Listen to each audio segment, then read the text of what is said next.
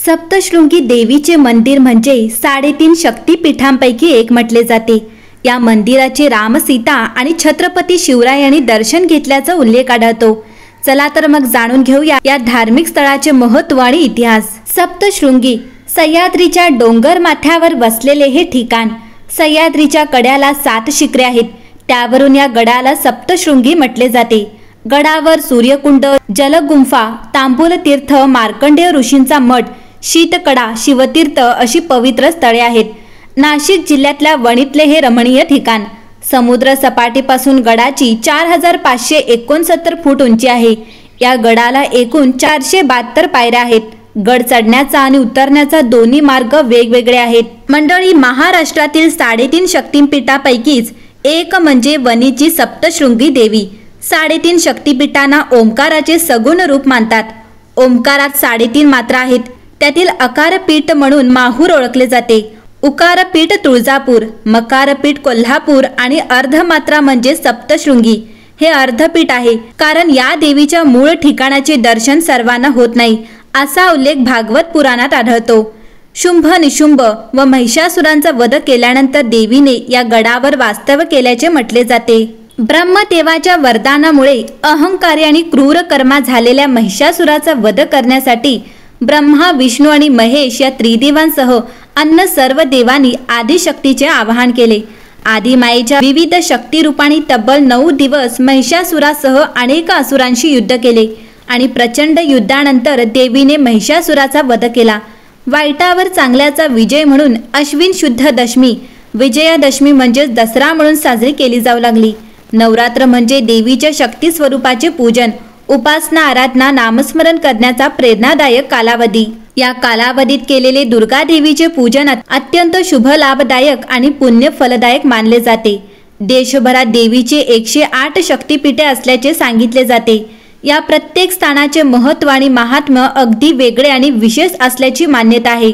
मात्र ज्या असुराच्या वधासाठी देवीने प्रचंड शक्तिरूपे धारण करत युद्ध केले, त्या महिषासुराचा वध झाला, त्या ठिकाणाबाबत आपण माहिती घेणार आहोत। महिषासुराचा वध झाला त्या ठिकाणी देवीचे भव्य मंदिर आहे आणि शक्तिपीठांपैकी एक स्थान असल्याचे सांगितले जाते। मात्र याच पर्वतावर महिषासुराचे एक छोटेखानी मंदिर असल्याचे सांगितले जाते। महिषासुराचा वध झाला पर्वतीय ठिकाण नेमके कुठे आहे ते जाणून घ्या।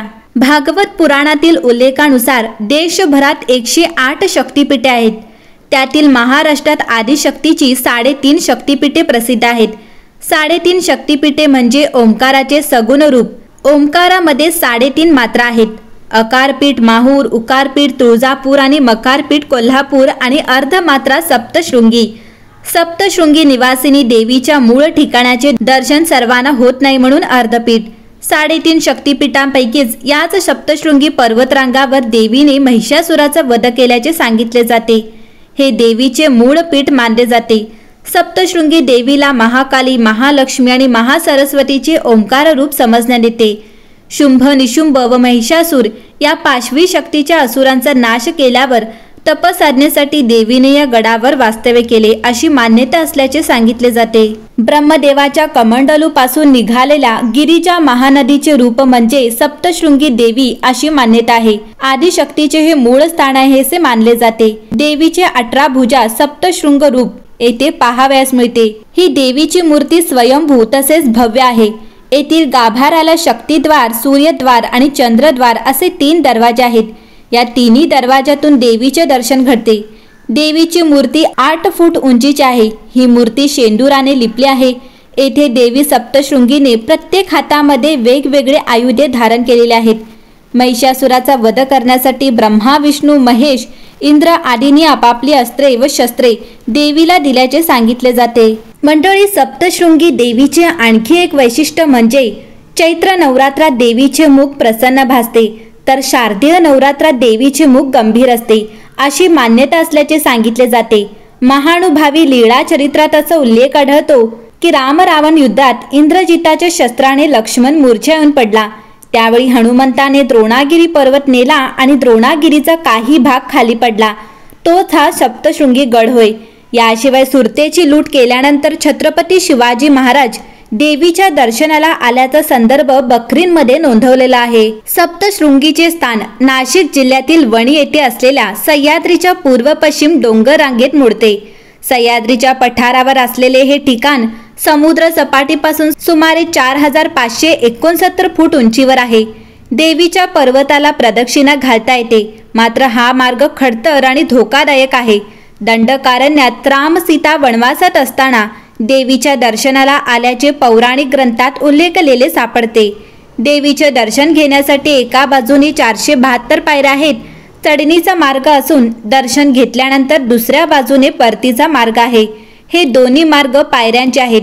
सह्याद्रीच्या या उंच कड्या 7 शिखरे आहेत, त्यावरून या स्थानाचे नाव सप्तशृंगगड पडले। सप्तशृंगी देवी बरोबरच गडावर सूर्यकुंड, जलगुंफा, शिवतीर्थ, तांबूलतीर्थ, मार्कंडेय ऋषींचा मठ, शीतकडा आदी महत्त्वाची पवित्र तीर्थस्थळे आहेत। सप्तशृंगी माता ही निवृत्तीनाथांची कुलस्वामिनी होती। निवृत्तीनाथ समाधी घेण्यापूर्वी 3 दिवस गडावर ध्यानस्थ बसले होते, अशी ही एक घटना या स्थानात जोडलेली आहे। याच पर्वताच्या परिसरात महिषासुराचे एक छोटे खाणी मंदिर असल्याचे आढळून येते। येथे महिषासुराच्या धडापासून वेगळे केलेल्या शिराचे पूजन केले जाते।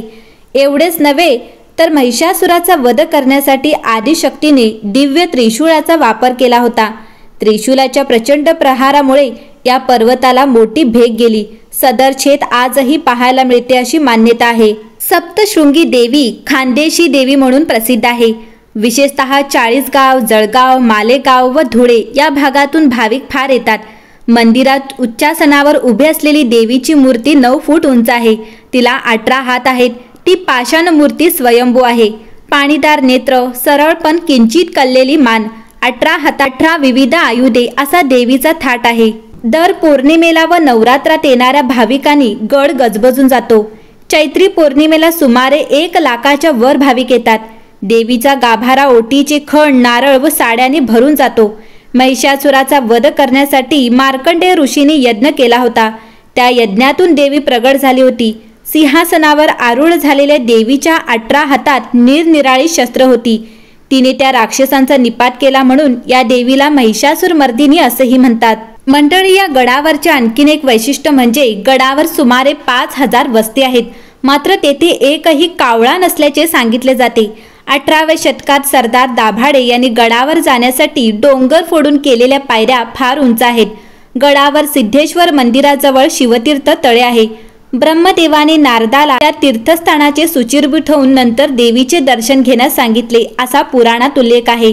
लक्ष्मी, सरस्वतीनी, काली यांचे त्रिगुणात्मक दर्शन सप्तशृंगी मातेच्या स्वयंभू मूर्तीत घडते। ते दर्शन ओंकार स्वरूप असते। सप्तशृंगी मातेचा महिमा, ऐशी तुझी ख्याती महिमा, न कळे ब्रह्मादिका हो, अमर दुर्लभ रमणे करिसी सप्तशृंग निवास हो, असा तिच्या आरतीतून आर्तपणे आळवला जातो। मंडळी, सप्तशृंगी मातेचा महिमा अगाध आहे। तिचे वर्णन या छोट्याशा व्हिडिओमध्ये होणे कठीण, तरीही हा छोटासा प्रयत्न, हा व्हिडिओ बनवणे ही सप्तशृंगी देवीचीच कृपा आणि ती तुमच्यापर्यंत पोहोचणे ही तुमच्यावर असलेली देवीची कृपा। मंडळी, सप्तशृंगी मातेबद्दल काही माहिती राहिली असल्यास मला कॉमेंट करून नक्कीच कळवा। आम्ही तो पुढील व्हिडिओमध्ये नक्कीच अपडेट करू। आणि अशाच प्रकारच्या तीर्थक्षेत्रांबद्दल जाणून घेण्यासाठी सुखी जीवनाचे रहस्य या आमच्या YouTube चॅनलला सबस्क्राईब करायला विसरू नका।